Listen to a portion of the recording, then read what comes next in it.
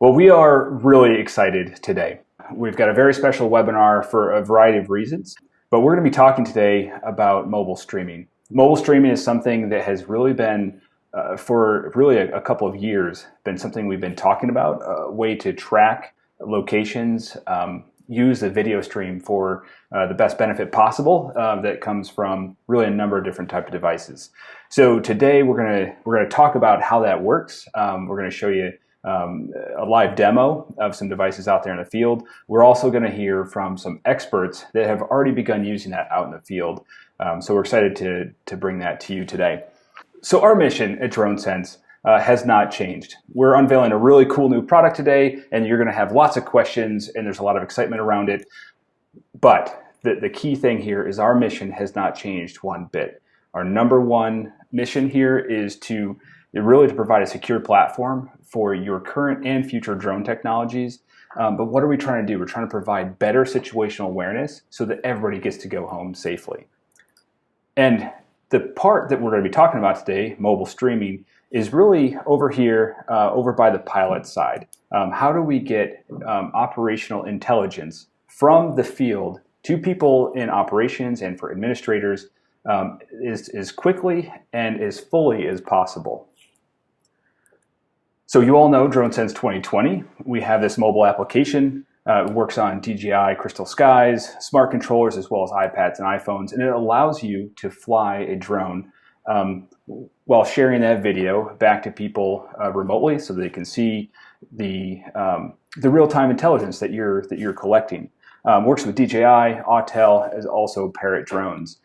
We've got Esri map layers, and we have one of the most important features available is the ability to connect to a neighboring agency to their mission through mission collaboration code. We're actually using those codes today, so we'll be excited to show you. It won't be just DroneSense devices. It'll be actually devices from DroneSense and a number of partner agencies, all basically streaming their devices into this one mission. So autonomous flight planning, we talked about that last, 2 weeks ago. But now this device, it will also be supporting video and location streaming without the drone. So here you have an iPad streaming from my front yard all the way to Ops Hub without any drone involved at all.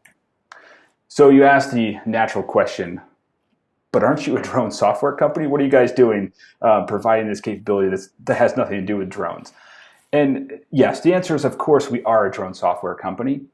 But the fact is, drones are at the absolute best when they're in collaboration with other elements of your operation. A drone by itself, of course, is a very powerful tool. A drone with other information, feeding it and guiding it, becomes a very powerful piece of equipment. Viewers and pilots can see the drone's location with respect to ground operations. So with this mobile device up, someone with a phone or iPad or soon Android devices, they'll be able to see where the drone is with respect to the ground operations, those people, their vehicles, or even perhaps manned aviation assets, where the drone is with respect to those other capabilities.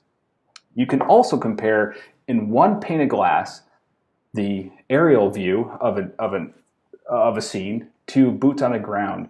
Things look very different. I can speak from experience here. Things look very different from the air than they do often from the ground. And in one sheet of, basically one pane of glass, to be able to see both, to compare and contrast what someone's actually seeing from their view versus what the UAV is seeing, can be also very compelling. The other half of this, and this is something that I know each of our agencies will talk about today, is that sometimes a phone or a tablet simply is just a better tool for that particular job. There are times when, let's be honest, every first responder has a phone, a smartphone of some sort in their pocket. That means you now have potentially dozens, hundreds, or even thousands of potential streaming devices in your agency without having to buy additional hardware. And there will be times when those devices will get to the scene before a drone will.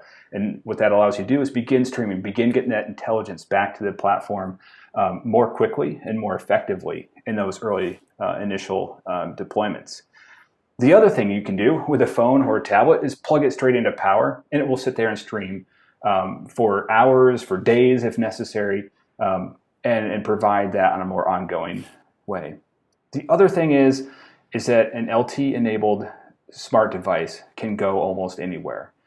You may strap it to a robot, put it on a dog, or even put it on a person. We've got one of our teammates, Lee, will be walking around with a helmet cam, basically a hat with a suction cup with that camera on her head. It's a very compelling source of information there. So there are times, and I know that again, the folks that we brought on today will talk about this. There are times when a phone can go places perhaps that a drone can't. So all exciting things, can't wait to talk to you about. The question here is, how does it work? Really, it works just like a drone, of course, except there is no drone. We're going to directly access the onboard camera and the GPS data from that device and send it back to OpsHub viewers so that other pilots and mobile device users can all see where you are and what you're doing. The video is extremely high quality. Part of that, I mean, really the thing is, without the latency and the link issues that you have with that RF link between the transmitter and the drone, of course, it's very low latency and very high quality. Some of the new things that will be coming out with newer versions of iOS and some stuff with Android will be the ability to switch cameras and zoom in, zoom out, really giving you full capability to really tailor that experience to your remote viewers. So to actually make this happen, when you boot up the app, so this is just your same normal mobile application. Right now it's only on iOS, but we're developing very close on its heels an Android version. You're just going to boot this up just like you normally would. You're going to select a mission. In this case, we're going to select a mobile streaming mission. And then once you've done that, you'll join the mission, and you may see right where I've got that little blue circle, device type is drone. Now, if you click on the drone, you'll go to this selector, which will allow you to select what kind of device, if not a drone, what kind of device you'd like to be. The whole point here is that if it's an iPhone, great, select iPhone or an iPad. But if you want viewers to see that you're a person walking around, well then select person. If you've got this strapped to a canine in some fashion, select the dog or horse or helicopter, police car, boat. If you have ideas, please email them to us. help@dronesense.com. Please shoot us your ideas. No doubt we're missing some items here. We've got a few others coming in. I can't remember what those are, but we'll talk about them later, I'm sure. Okay, and if you don't want the camera to be streamed, if you just simply want this to be a location tracker, please disable the camera, and that you can do right there. Okay, so once you boot into the mission, you hit join mission. This is the screen you're going to see here on the left, and then anybody who logs into OpsHub, if you have sufficient, obviously, coverage, this is what you're going to see, is an iPad. In this case, I selected iPad, the direction the person is looking, and the video stream itself. I've tested this end-to-end in several different ways. The latency is about half of what it is in a normal drone. So we're down, flirting with about a quarter of a second end-to-end latency. Should be very useful for those real-time situations. All right, so those are all the slides I have for today. Let's switch over to our account here. Hopefully everyone can see that pretty well. So I'm logged into OpsHub. Really, there's no sense in showing you the interface on the mobile device because it's just that simple. It's what I just showed you. Instead, we're going to concentrate on what it looks like here on the OpsHub side. So when I join this mission, I select this mission, I can see a whole bunch of devices here.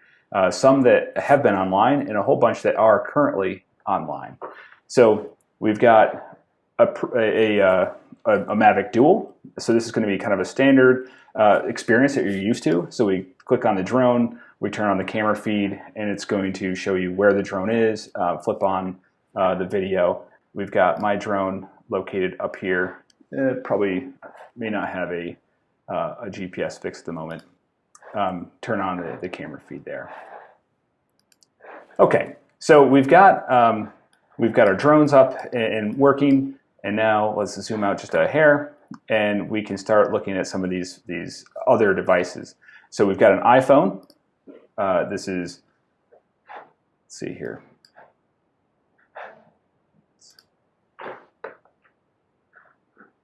It's going to do a refresh.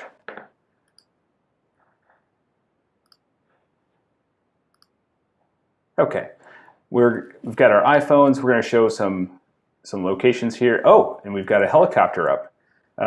So this is must be Jason's team has joined the mission code that I provide him. So we zoom in here. We can see we've got a helicopter, and the helicopter does appear to be moving. So it appears to be flying. So again, this is one of the easiest ways. If you, in this case, and Jason will probably talk about this more in just a few minutes. If you want to show where something is, even if it's a helicopter, if it's going to stay low enough to still connect to LTE networks, you can put that iPad right in the helicopter and view its location in real time. Why is this so important? If you have a drone up, the drone operator on their mobile device can now see the location of the helicopter. As a helicopter gets close, you can say, all right, let's land the drones. A very easy way to maintain that situational awareness of other assets operating in the area. So this is one of the cooler things we can show you today, a helicopter. We've got a dog cam. We can flip on that. We've got a horse. I'm not sure if, hey, thanks, Eric. I'm not sure if we actually, if we bought a horse or not. That'd be very cool if we did.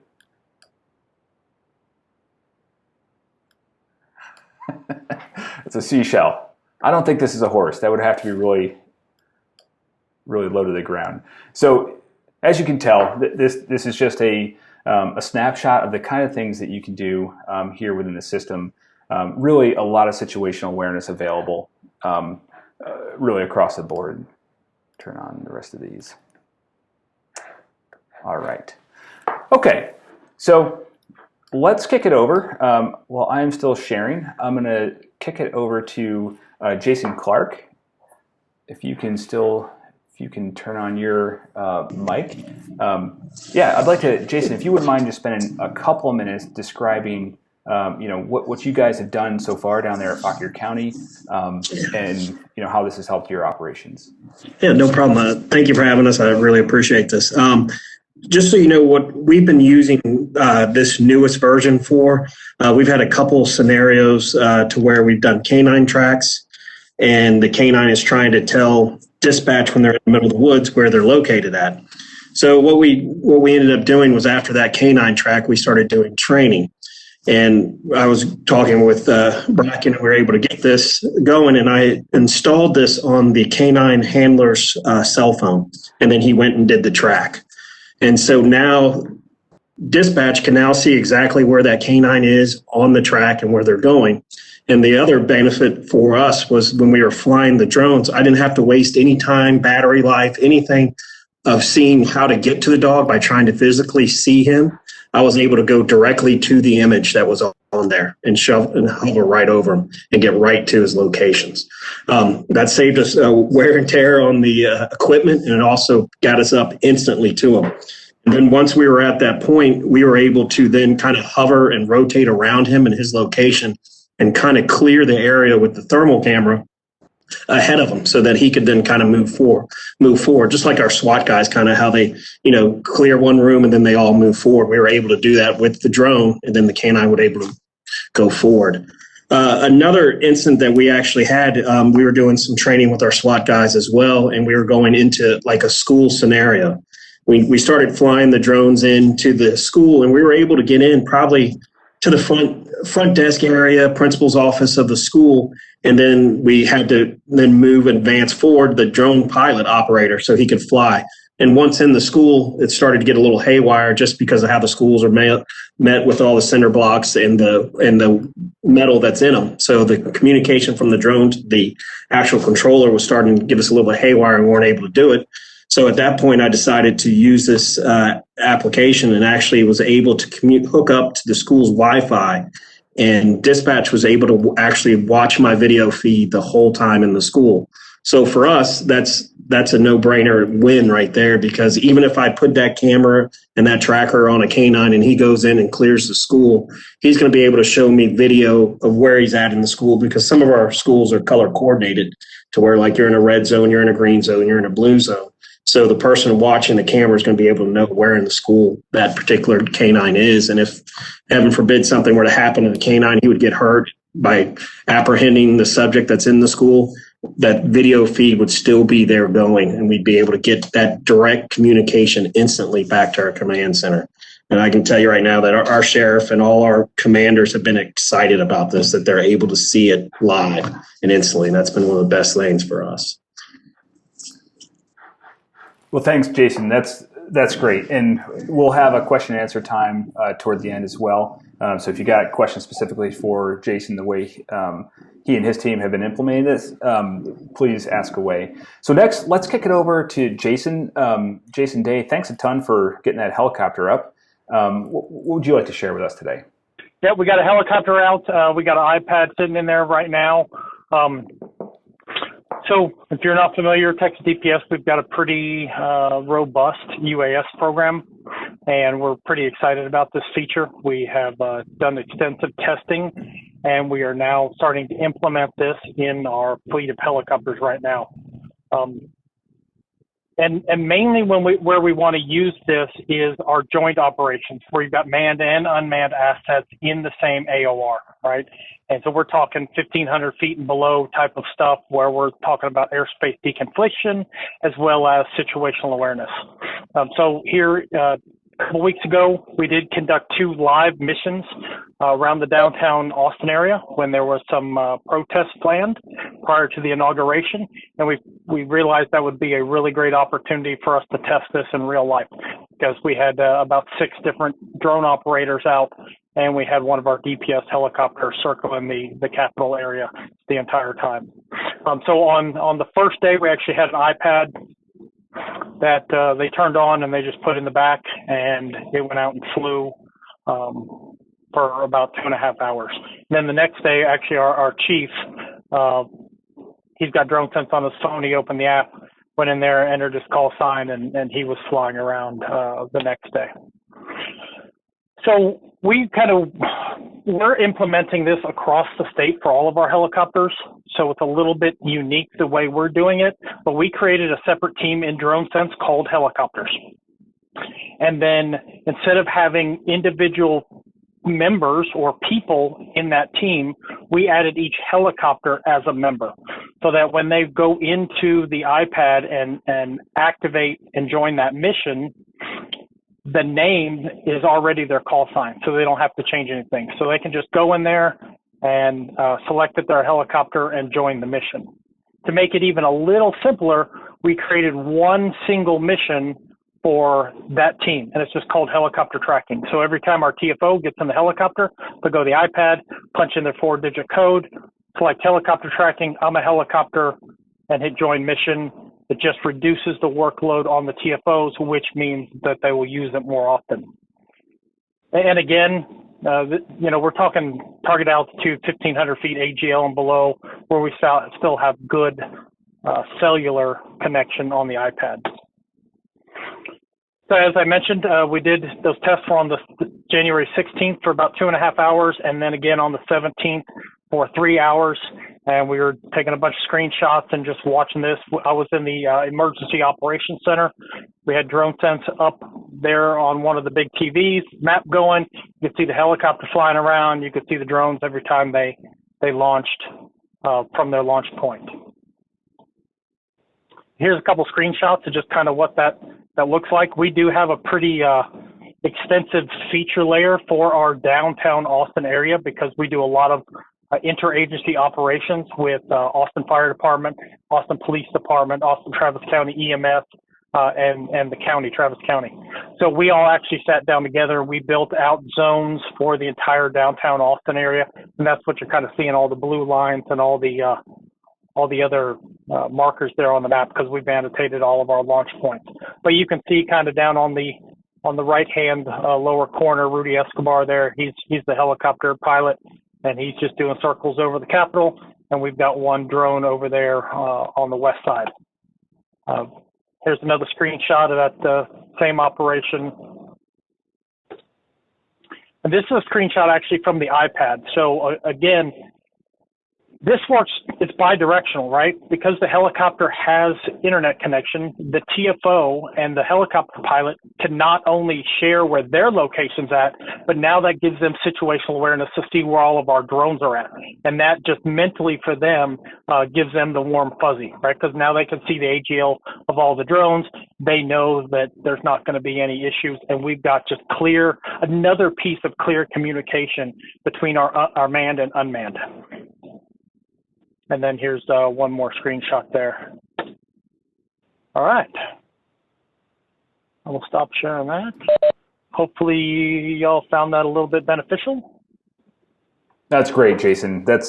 I think that interaction between the manned and the unmanned is really setting the bar for operations, both from a safety perspective as well as just mission accomplishment, making sure things are covered. So yeah, thanks for sharing that. All right. Team Austin, we've got Coit and Adam. It's your turn. Great, thanks. Hey guys, this is Coit Kessler, Austin Fire Department, and as we were just introduced, is Team Austin, and we're doing this with Team Texas. So what it's important I mention that because what Jason just spoke on is what we're all working on together. And we've had a really extensive spring, summer, and fall with downtown protest. So we've all recognized the need for being able to track ground resources. And Jason took it to the next level with throwing the iPad in the back of the aircraft. So we had to mimic it. And we took it and threw 2 iPads in the back of our medevac aircraft that we have. And Austin EMS and our local Starflight and the AFD, we went out and did some teaming operations. So using manned and unmanned together, and we had one of our members in the back of the aircraft. Not only, I guess, squawking is the best way of pushing this out right now with the iPad, one of the iPads, and the other was he was using the ops hub to be able to take in all the information and then locate everybody's position. And he was almost running it from the top. He could see where we were all at.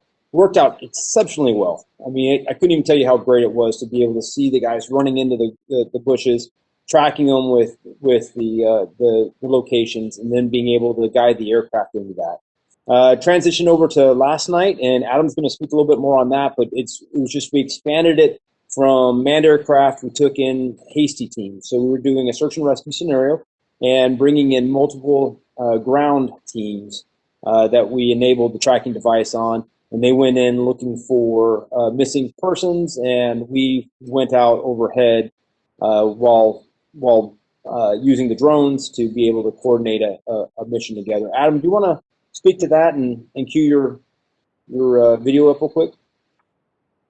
Yeah, sure. So, like I said, my name is Adam Johnson. I am the program administrator for our UAS program here at Fauquier County EMS. We're brand new.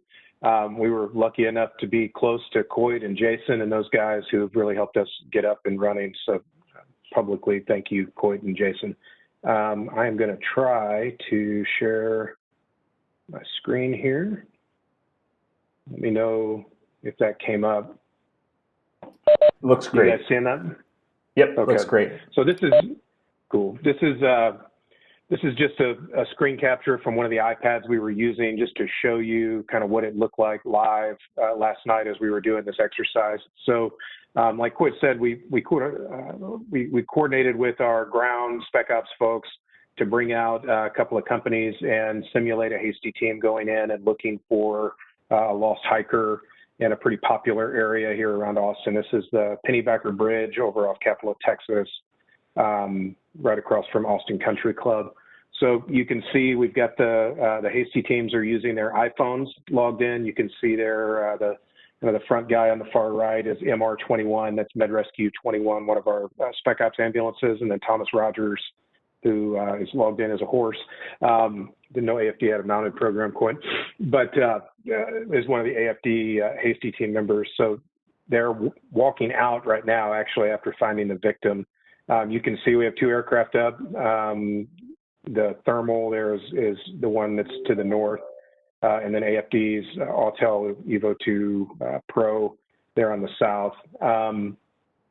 What was really, this was sort of proof of concept for us, and a little bit of show and tell for the Spec Ops guys, to put this, out there in the command post where the Spec Ops chief and the EMS commander can track and watch where their hasty teams are, in addition to seeing where the drones are and pulling up the footage.